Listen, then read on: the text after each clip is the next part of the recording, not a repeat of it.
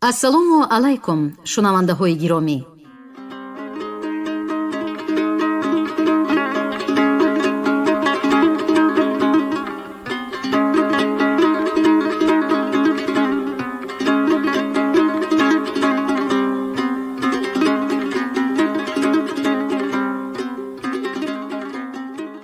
гуфтори адабиямонро аз силсилаи хониши бадеӣ оғоз мекунем. ба таваҷҷӯҳи шумо романи нависандаи халқии Тоҷикистон Кароматулло Мирзоев «Ишқи сархӯр» дар қироати Ализода Абдурашид Хуҷамқул. гуфтори 15.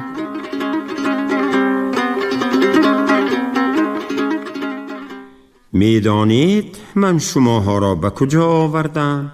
به همراهان مراجعت نمود. نمیدانیم تقا، همین را میدانیم که ما را به خانه اتان بردن نخواستید. مهرنیسا هنوز در همان خیال و اندیشه های خود بود. در اینجا من خانه دارم جیان، ها انا همان باغی من. تقا از جایش برخاسته با انگشت باغی سرسبز و زیبایی درونی دره را نشان داد. سال هاست در اینجا می جنبم، باغ کردم، یک کلبه هم دارم. رفتیم. بابای ازبک خواجه پیش به راه در آمد. در پایانتری دره سنگاب آن را گذشتند. وارد باغی بی سر و بی بری شدند که نمی دانستند اول و آخر آن از کجا تا کجا. تنه تپه را تا دوری ها باغ گرفته. کلبه گفته تقا نظر درا، گردا گردش پر از گلهای ریاحین و صدبرگ. از بلندی از زیر سنگهای خارای و کبودرنگ آب می فرامد. جوی آب از پیش کلبه می گذشت. در لبی جوی صوفه خردکک، بالای آن چند پلاس پاره پهن.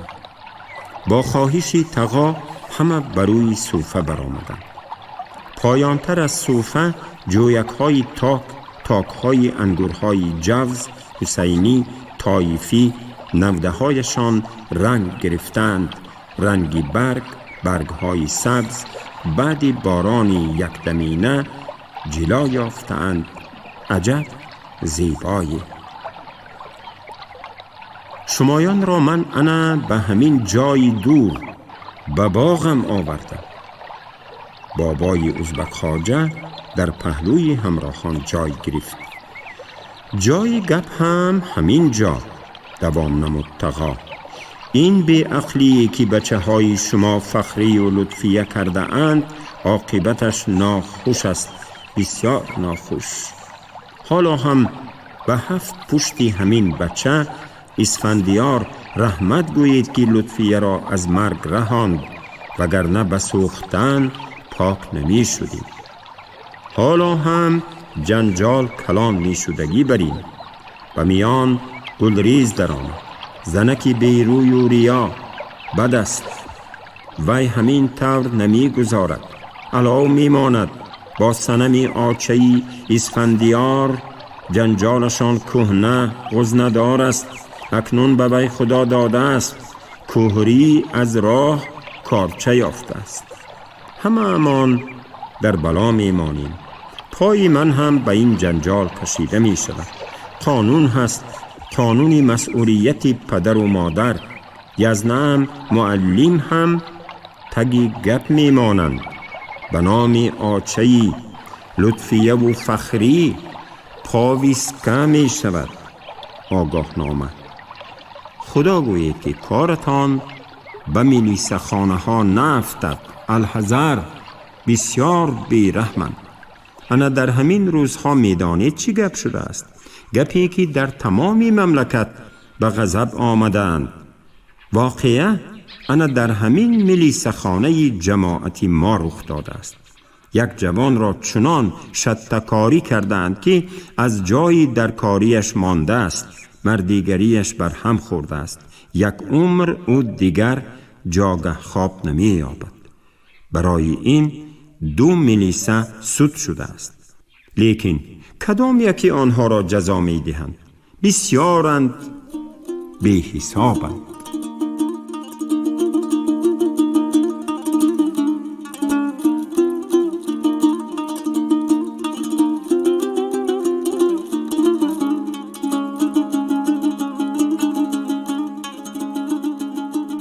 در یک دره بغل کوه که کس در روز آنجا راه گم میزند، سر تا آخرش پر از غار و غپه، بوته ها، چقوری و آبکنده، پیراهه های گرگ و شغال و خیزگذر، وهماور، آواز نارس. در دل شب از یک گوشه دوری آن روشنی به نظر میخورد، بسیار ناکیرا، به اندازه پلیسکی سوزن. دم آن را میگیریم و میرویم. به همان باغی میرسیم که قریب بیگاه روزی آن را دیده بودیم. آن همان باغ بابای ازبک خواجه. روشنی از کلبه او در دم در لمپه کراسینی که پیلتر سوخته سوخته قریب خاموش گشته. در درون کلبه همه خواب، گپ زدن ندانسته که چطور خوابشان برده فیخ فیخ خواب می کشیدند. بجز نفری او همون مادر زار، همه خواب و او بیدار، هوش و خیالش به جگر بند. بیت و غزلهای آن زنک گلریز به گوشش خواند که وی درون به درون سوخت، آب و ادا گشت. ولی تقا او را دروغگو تهمت چی می داند؟ گلریز گفت که اسفندیار و مادرش آدمانی بد که لاواری های لطفیه را تگ جا زده اند و خیریت ملیسه ها اینها را یافتند. تقا می گوید دروغی دروغ. کمپیری سنم از دلسوزی این کار را کرده که از دست نروند. حتی تلاواری ها را به دست تقا هم داده بوده است. آدمی دوست مگر همین خیل می شود؟ دلی مهری نیسا که همه برخیزند و باز به خانه کمپیر بیروند. شاید اسفندیار و لطفیه برگشتند یا از کمپیری مادری اسفندیار خبری. ولی تقا جان قطعیاً مخالف. این رفتار آنها برابر خود به دست خود اشکال انداختن بوده که از این حال دل گلریز باغ کشاده می گشته. به شنیدن گفته های تقا و سوگند روی سوگند خوردن های او طاقتش نماند. انتظاری که صبح دمد، عالم روشنی یابد تا آنها براه برآیند. بیرون از کلبه شد. گرد و اطراف در شبی اینقدر آرام، هوا عطرآمیز، صدای شیلدراس از بلندی شاریدن آب فارم گوارا، بوی گل و گیاه، بوی برگهای تاک، بوی انگورهای طایفی و حسینی، آسمان پر ستاره.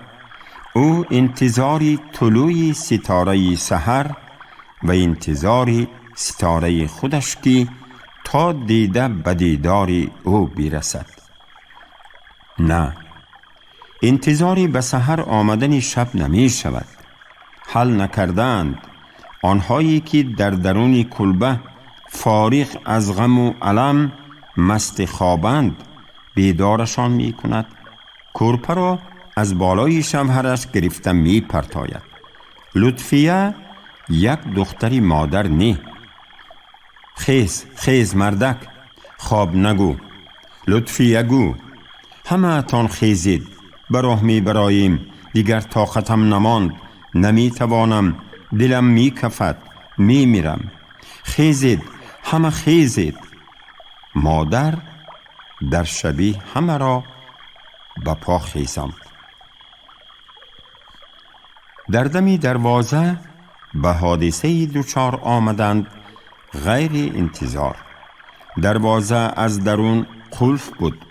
قلف را گشادند، ولی هرچند طبقه های دروازه را تیله می دادند خوی نمی شد. گویا در پشت آن تنبه پرتافتند. تیله می دادند و تیله. در نهایت از پسی دروازه صدا خیست. نالیشی بچه، نزنید، من نبرید. بابا من ندیدم، نمیدانم. بابا جان نیستند. ایستید، یک طرف ایستید. بابای ازبک خواجه با شنیدن آواز نبیره خودش را گم کرد. در حیرت ماند. فیروز؟ وی در اینجا چی می کند؟ از کجا اینجا آمده است؟ با تعجب و حیرانی پیش آمد. فیروزی بچم؟ تو فیروزی؟ ها بابا، من فیروز. در این شبی تو خیلی اینجا آمدی؟ آمدم بابا، شما را خبر دهم گفته آمدم بابا.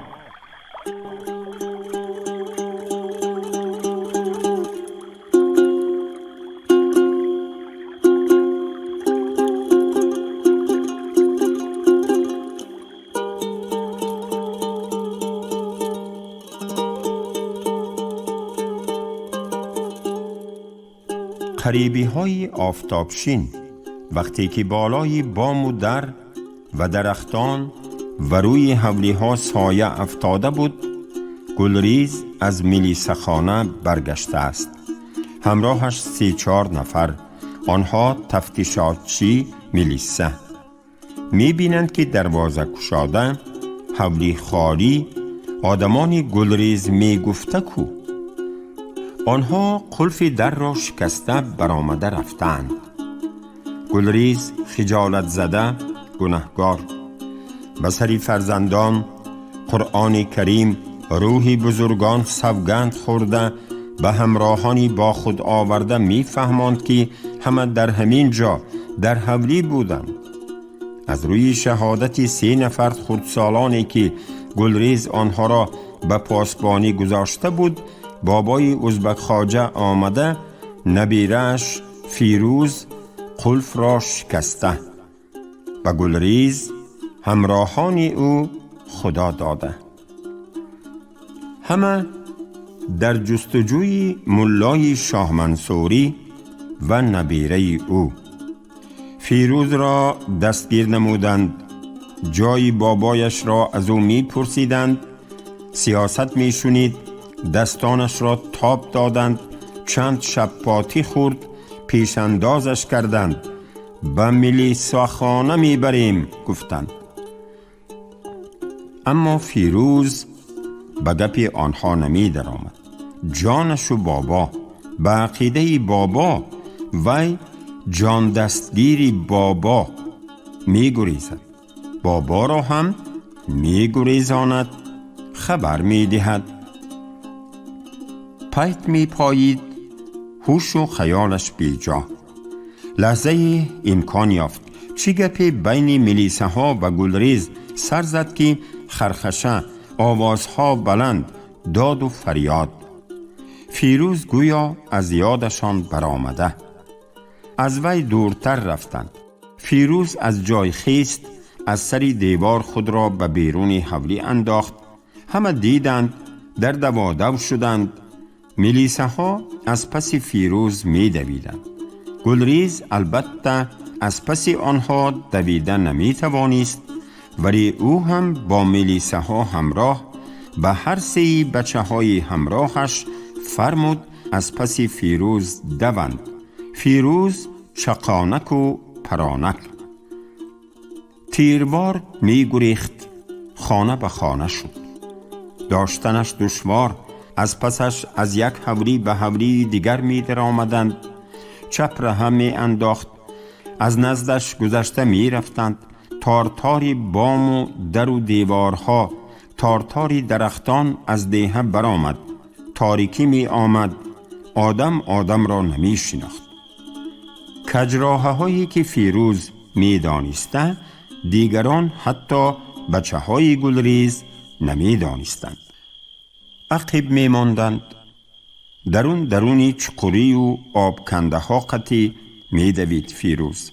از پستی و بلندی ها گذشته پیش پا می خورد، می افتاد، می خیست. خسته و مانده. طالبی دریا باز خیلی راه. از درون قمیشزاران با عذاب راه یافت. راهی هموارتری نفس راست نمود. باز چی بلایی در پیش سگی بسیار، همه اشان بالای لاشهی چی حیوانی مردگی افتاده به سری همدیگر در اورا اور. سگهای دیگر در دورتر آنها را بلاشه نزدیک شدن نمی گذاشتند. از نزدی سگها گذشته نمی شد، به او در می افتند. عقیب گشته هم نمی توانست، به دست می افتاد. یک راه دیگر در رو برو، انهاری پر آب. به نظر چنین می نماید که آبش نمی جنبد، آرام، آبی لحم. لیکن شنیده است بسیار چقور بی تک آدم را می کشیده است. کلان سالان به بچه ها نصیحت می کنند که بهترش در دریا آب بازی کنند و به انهار ندرآیند. آب دریا بی خوفتر، اگر به انهار در آمده از نزد سگها گذرد آن هم اجل. نظرش به درختانی بید شد، آنها بی حساب، وجب به وجب، لبلب انهار قطار. در دلش شعله امید درخشید. نیمی تنش درون آب شود هم، با دستانش نوده های بیدها را داشته داشته از سگها پایان می شود و دریا. نوده یک بید را داشته درون آب شد. یک عذابی، نوده های بیدها در دست از یک بید به بید دیگر می گذشت. نیمی تن در درون آب خنک خورد. از خنوکی تمامی بدنش به لرزه در آمد. دستانش در نوده های بیدها بی قوت خم می زدند، قریب می شکستند. در دستانش مدار نمی ماند. پنجه هایش کرخت می سوختند. دردی جانگداز طاقتش نماند. در خیالی که از نزد سگها گذشته است، نوده یک بیدی بلند را داشته از درون انهار بیرون شد. سهو کرده بود، از سگها دور نشده بوده است. آنها او را دیدند، لاشه را گذاشته طرفش لوله دادند، دویدند. امیدش به دریا سوی آن دوید. پای بر لب دریا می نهاد که سگها به قدش راست شدند. لبهای جامهش در دهان سگها. جامهش را از تن بدر کرد. جامه در دهان سگها، فیروز در جوش دریا. باز ناخوشی، جایی تنگنای دریا بوده است. قلاچی آزانده با پایها غوطه زده نمی توانست. دست و پایها از خنکی آب دریا شخ شده. او را دریا می برد. دریایی که هر روز آن را از این سو به آن سویش آب بازی کرده می گذشت. لیکن حالا نابود می شود. به بابا خبر رسانده نمی تواند. لحظه پس فیروز حس نمود که به پهنای دریا رسیده است. می دانست همه از این جای پهنا می گذشتند. به تنش جان آمد. خود را به جانب ساحل کشید. برخاست، از دریا برآمد. هنوز شب بود. نظرش به آسمانی دور، به ستاره ها. بعد نفهمید که چطور به پس دروازه باغ بابا رسید. هر قدر زور زد، تیله داد، گشادن نشد. دیوارها بلند. فهمیده دانسته دروازه را گشایید بابا. های بابا گفته فریاد نزد. دروازه را با سنگ هم تق تق نزد. احتیاط که آوازش را نشنوند. بی حال و بی مدار در پس دروازه افتاد. همین طریق در آن شبی وهم‌آور، تاریک و تار، نبیره بابا فیروز قهرمانی ظاهر کرده به بابا خبر رسانید، خبری که خاله مهرنیسا را باز یک شب و روزی دیگر از راه مانند. دروازه را باز از درون قلف انداختند. بابای ازبک خواجه سری نبیره شیرین قهرمان جان فدایش را سیله کرده از رخسارهایش می بوسید. به او صدقه و بنده می شد.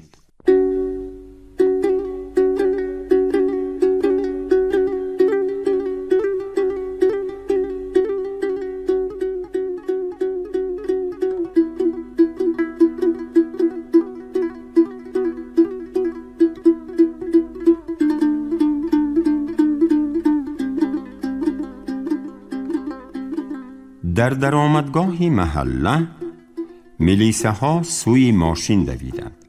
به میان راه برآمدند، هشتک کشیدند. بین خود مغل، آوازها بلند. ماشین را گرد کرده با قهر و غضب درهای آن را گشادند. همه را از درون ماشین یک یک به بیرون برآوردند. در دستی یکی اشان عکس، نگاهش به عکس و به مهرنیسا و مکنونه، آنها به هم مانند، فرق کردن دشوار. کدامتان مکنونه؟ پرسید ملیسه. من مکنونه، جواب داد خواهر مهرنیسا. مکنونش خودتی؟ پیشتر بیا، خودت به ما در کاری، تو را می کافتیم. آچه فخری می شوی؟ ها، من مادری فخری. بچت را یافته می دهی، پیش درا. دری ماشینشان را ملیسه ها کشاده او را به درون آن تیله دادند. ماشین گردش دیواری پسی مکتب را تاب خورد. مهرنیسا، شوهرش شاهپور حیران. چی گپ؟ برای چی؟ شاید جنجالی فخری و لطفیه رو زده است. چی شدن نشده که مکنونه را بردند؟ یک غمی مهرنیسا صد غم شده. غمی اساسی باز همان غمی دخترش. کجا شده او؟ 2 شب و 2 روز است که او در راه و رو به کجاهایی که سر زد، به بلاها گرفتار گشت. شبش را با امیدی دیدار با دخترش در سری سنگ و کلوخ در باغ سبیل مانده تقا روز کرد. باز یک شب در سفیداب ماند. خدا گیرد سفیدابیش را. در شبی ترسیده و لرزیده به راه برآمد که به دست نافتند در غم جان خودشان. به کوچه های محله در آمدند، همه جا ملیسه باران. مکنونه را بردند، ناخوشی، دل سیاهی. ناامید، سرسان و سرگردان به تگ دروازه حوریشان رسیدند. دروازه را گشاد. خانه و در بی دخترش خورنده جانش طاقت نکرد. گویا مرده دخترش لطفیه را یافته آورده بودند که آواز انداخت. بلم دخترم، وای دخترم. صدای آه و افغانش عالم را گرفت. در میان حوری خودش را زد و روی و موی کند. در حوری آدم بارید. حق و همسایه ها آمدند. در خیالی که مرده دختری مهرنیسا را آوردند، از سری در و دیوارها به حوری آدم می خمید. خانه ها جمجم آدم، مادر گویندگی می کرد. قما همسایه ها بیایید، صدقه تان می شوم. در پیش پاهایتان می میرم، بیایید. توی کردم، لطفیه را به شوهر دادم، آرزو می شکنم، بیایید. شوهرش و پسر پیش دهان مهرنیسا را گرفتن می خواستند. می گفتند که نیتی بد نکند، ولی خاموش نمی گشت. روی و موی کنده در روی حولی سطر می رفت. در حولی شور و غوغا، قیامت. در همین حال دروازه گشاده شد. کی از در آمد؟ کی پیدا گشت؟ به مثلی که بروی آدمان، بروی مادری زار و جانش بلب آمده، بروی پدر و برادر، شاهپور آفتاب رخ تافت. لطفیه، انا لطفیه آمد.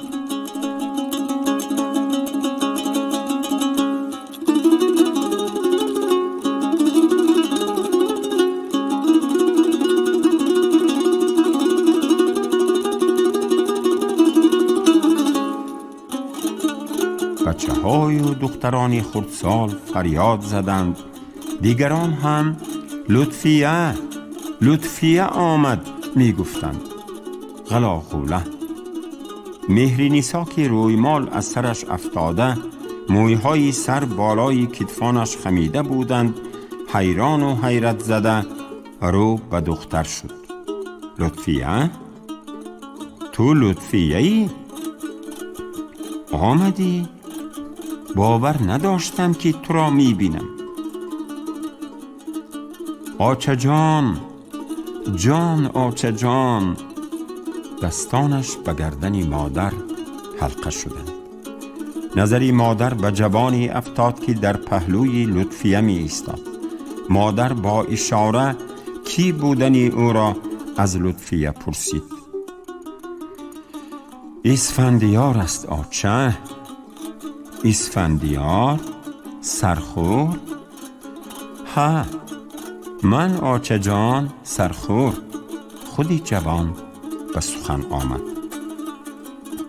میدانم بچم، لطفیه را تو از مرگ رهاندی. تقای ازبک خواجه گفتند تو نمی بودی، از دخترم می ماندم، می مردم.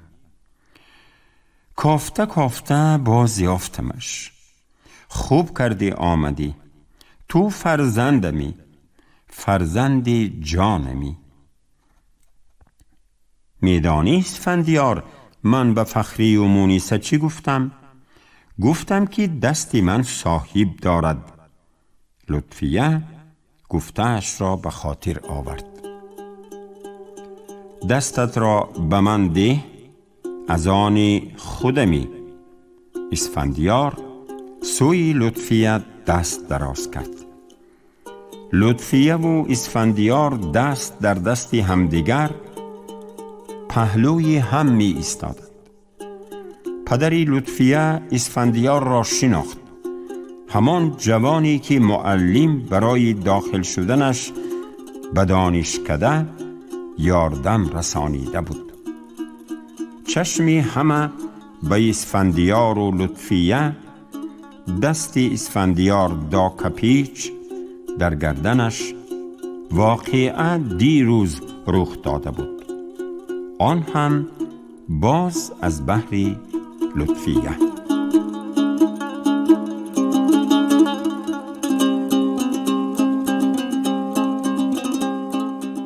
شما گفتاری 15 را از روی رمان نویسنده خلقی تاجیکستان کرامتالله میرزویف عشق سرخور در قرائت راوی علیزاده عبدالرشید خوجمقل شنیدید. کارگردان شیرعلی نغزلی. پایان گفتاری ادبی از سلسله خوانش بدیعی.